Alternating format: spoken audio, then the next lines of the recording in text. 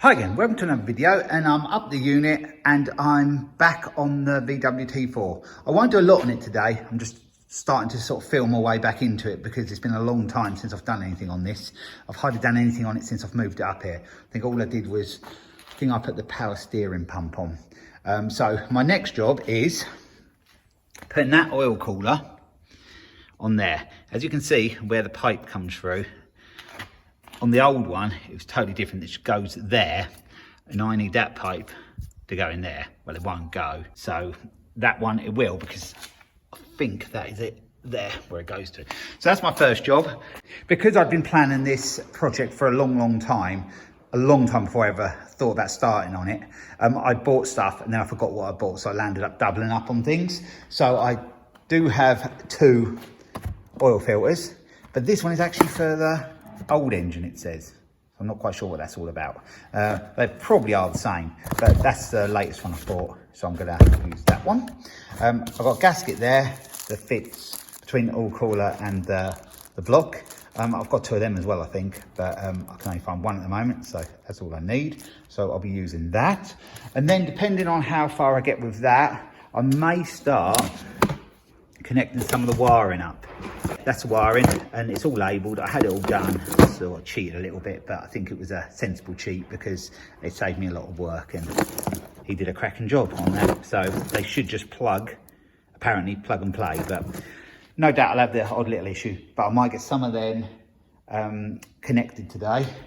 It's got to go all through into where the fuse box is, so I won't get that far today, and some of this has got to go, some of it's got to stay because it's for the lighting. I'm just hoping it's going to be easier than I think. It just looks a lot to do there at the moment. And the ECU is in the van, and that will go there eventually. But I might just lay the wires out just to start it up and then tidy everything up afterwards. But before I get on with that, I want to change that oil cooler. Then I can get some oil in it, the new filter on. And then when I start to wire it up and I'm ready to try start up, I won't have to think about putting the oil in because that'll already be done. So I'm going to get on with that. If it goes straight forward, I don't really need to show you that, but there may be the odd little bit I'll show you along the way. We'll see. I want to sort of get on with this quite quick, so you know, some of it will be a bit of an overview. I've got the oil cooler off and the oil filter housing. All of that is off now. I had to take the oil cooler bit off, and if I undo that nut, which I had difficulty there because I didn't have a spanner up here to fit it, but I managed to use some grips and they did the job. So I'm not quite sure what way round that went now. I think it's like that. Yeah, it was like that. I won't need to use this, so I'm just gonna put it back together and put it to the side at the moment. The other one, I don't think I'll have to take this bit off. I didn't have to when I took it off the other engine. If you can see there, that's where it bolts onto. So that's the gasket. I'm going to pull that off now, just match up with the other one just to check they're the same. Then I'm going to get my other oil cooler, the one off the original van engine, and I'm going to get that bolted on. So I've set up the oil filter housing and the oil cooler with the gasket in place. Them bolts aren't the ones that come off with the other one. I had to have longer ones because that is wider. So I found these. I'm not 100% sure they're the right ones that come out of the other engine, but they will do. So I'm just going to get that bolted on now. So I still haven't got this oil filter housing back on yet because I remembered after reading up a lot about doing an engine conversion on this van, I remembered there was a valve in the one I took off the TDI engine, the one you saw earlier in the video, which I took off. I had to take off the bottom part of the oil cooler. This little valve was in there. So this should go in here. So I'm going to get that in there. Only just screws in. The threads are already in there. So that valve is in there now, all tightened up. I remember reading on forums that people were a little bit concerned as they'd done the engine conversion and they hadn't done this. So yeah, it was good I remembered. And yeah, I can get this back on now. So now that is all fitted, and it went on pretty easy in the end. I just pulled that out the way, which I think I may have to use my old one, which is here, but I'll see what happens when I go to join all the water pipes up. You can see they all went to sort of that side before, and on this one they go to that side. So that's why I think I might have to use that. I've been working on the wiring, and to be honest, it's not going too bad. I've connected them, the main one there. There is a ECU plug. I was a bit stumped here because I plugged that one in, and that's the existing one off my van. But with the bits and pieces I got, we have a replacement one of them for this new TDI engine. Well, a replacement TDI engine, and we have that as well. And yeah, them plugs fit. So I'm gonna have to change that one over, and I think that must just be an extra. There was one thing I couldn't understand. The alternator plug is there, and there's no way that it's gonna reach to there. But I still had the old alternator that come off of this engine. This is my original alternator. Trying not to confuse it. This is the one that was originally with my van. This is the one that come with the engine. And we have this wiring here. So I'm gonna have to get that changed over so it works on here. I think the plug is different. So I'm gonna have to trace my old plug and join it from the old loom. We have all that lot there. Majority of that, if not all of that, goes inside. We have got this one that goes, it's my, I think it's an air intake one. Not 100% sure where that goes yet. But then we've got this one, the mass airflow plug. I know where that goes, but I haven't got that here, and my brother borrowed it for his van because he had an issue. So that's at my dad's, so I'm going to get that here so I can at least get that plugged in. So since the part of the video you've just seen, it's been quite a few weeks, and I'm back on the T4 again today. You sort of saw where I was getting onto with the wiring. Well, I've been in the van today and I've took the fuse box out, and I've got to start trying to disconnect the loom of wiring I need to disconnect and start plugging it into under here. And you can see there is a fair few wires under there, but a lot of them are what's got to stay on here, and some of them have got to come off. So I've got to try and work from what I believe is that load of wires coming in there, and then gradually changing them and plug them in as I go. So I'm not going to be able to show you anything much under here, but I'm gonna just get on with it gradually, just take my time, and then I'll give you little updates now and then, because yeah, it looks a bit daunting at the moment, but probably not as bad as it seems. You see there's a lot of plugs under there that aren't even connected, never needed to be. I've located some of the plugs. There's 3 there, and there's 1 behind. They all seem to be coming off of that loom up there, one I need to take out. There's a few more. I've just got to track where they are, and then I should be able to pull that loom out from under the engine bay, and then pull the new one through and get them all plugged in. So I'll be back with you when I'm under the engine bay, ready to pull it out. There is a few more just to do yet, so I'll just have to find where they are. So in the end, there wasn't too many inside to unplug. So we'll see if we can just pull them through now. I think I did connect everything I needed to. A few bits I'm not quite sure about, but we'll soon know once we start getting the other loom in and plugging things in. I'd like to show you more under the dash, but it's so difficult under there. But it is pretty simple, to be fair. Sorry if I'm showing around a bit, I am freehand at the moment. There is a big block of wires there, which might be a bit harder to get through, but I'll just get that out and then I'll show you where we're at. So the old engine wiring loom is now out. I didn't have to disconnect that much actually, just that. There was a couple of plugs, and there is 1 wire I do need. That's for the header tank, the water tank sensor. So I've got to sort out that at a later date. At the moment, I'm just going to put this to the side and then concentrate on feeding the new loom through and find out where all that lot plugs into.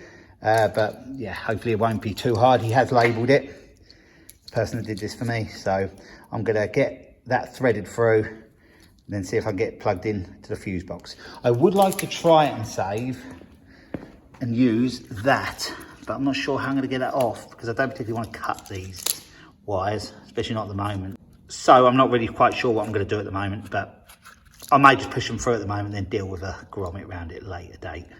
Just got to thread them through there. It comes round there tucks down behind there, the loom, then it sort of sweeps around there and then up into that hole. So I'll get that fitted in.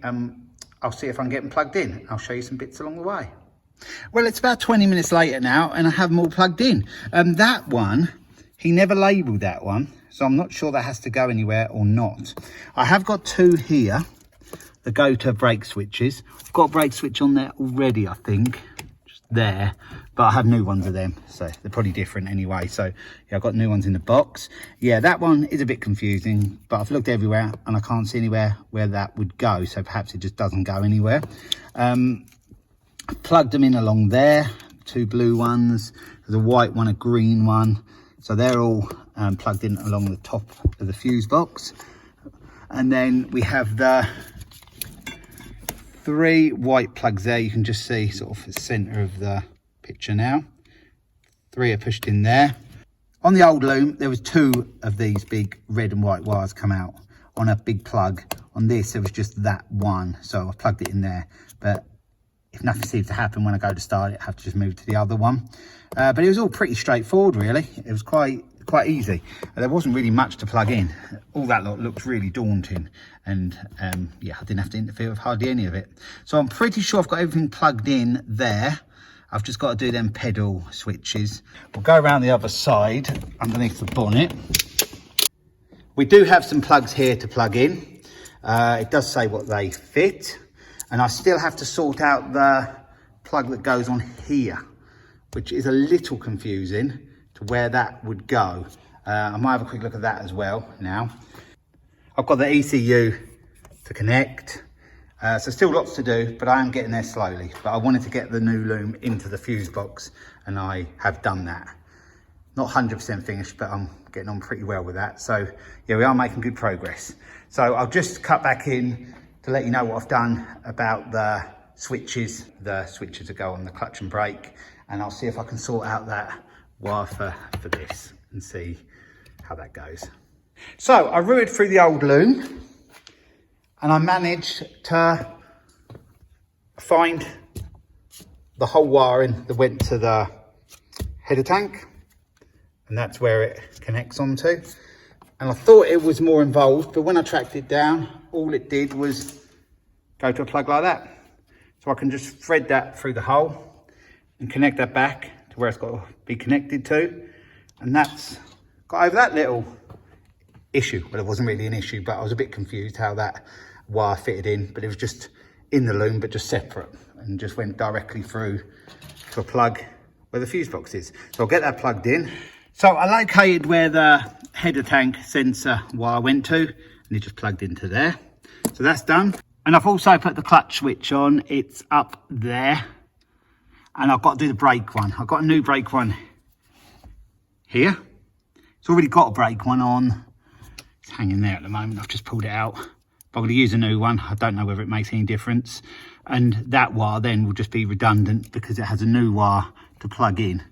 So I'm just going to get this one pushed in. Only pushes in and turns and locks in place. Then I'll put the wire from the new bit of loom I've put in. And then, yeah, should be right. So I've left the other brake switch in as well, because it occurred to me that that could well be for the brake lights.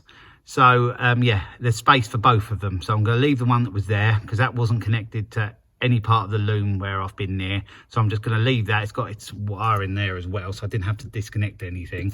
So I'm just going to leave it there and then plug in the other one off of the loom here. These wires here, one goes to the clutch one over the far side and one goes to that one there. So yeah, there was 2 locating points for switches on there. So I think that's probably right. We'll know when we try it all out, but that's what I'm going with at the moment. I could have to correct things, but I'm just sort of learning as I go along on this because I haven't really done a job like this before. So I think I'm winning. So I've now connected the wires to the brake switch and the clutch switch, and now we're on to this part. This fits on the throttle. I have got a bracket for that, and also I have to change the throttle pedal as well. We'll go into that later, but I have pushed the wire through. There it is, and that connects to that, so I can get that plugged in like so. I have this bunch of wiring and the box. I think this is the immobilizer, and I have the chip bit that goes in the key there and have that bit. But on my ECU, I paid to have the immobilizer deleted. So I don't think I'm gonna, well, I'm not gonna need the chip, but I still may need to connect all of this. I'm not quite sure whether I need to or not, or whether this is just redundant. But I'm gonna have a look and just see if I can plug it in, and I'll just leave it hanging there at the moment, and then further down the line when I go to start it and that whole experiment then. But yeah, I'm not sure I need it or not. So I've been having a bit of a look around. I can't see anywhere where any of these plugs plug in. The problem I've got, I never took the engine or the wiring loom or anything out of the old car. I bought it from someone and they took off all what I said I needed, and then they sent me the whole lot on a pallet.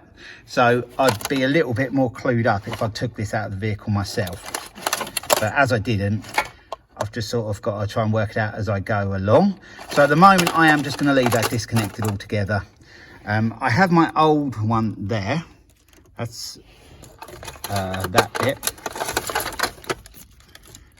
there. I just taped it up because I had an issue with the ignition barrel. So the key that's there, you can see, marries up with that other bit, so it's always connected. Basically, it'd be that bit, and the chip is still in that key. And then I just went with a normal key. So that's how I used it for the last year or so, because yeah, the old ignition barrel was no good. I couldn't turn the key.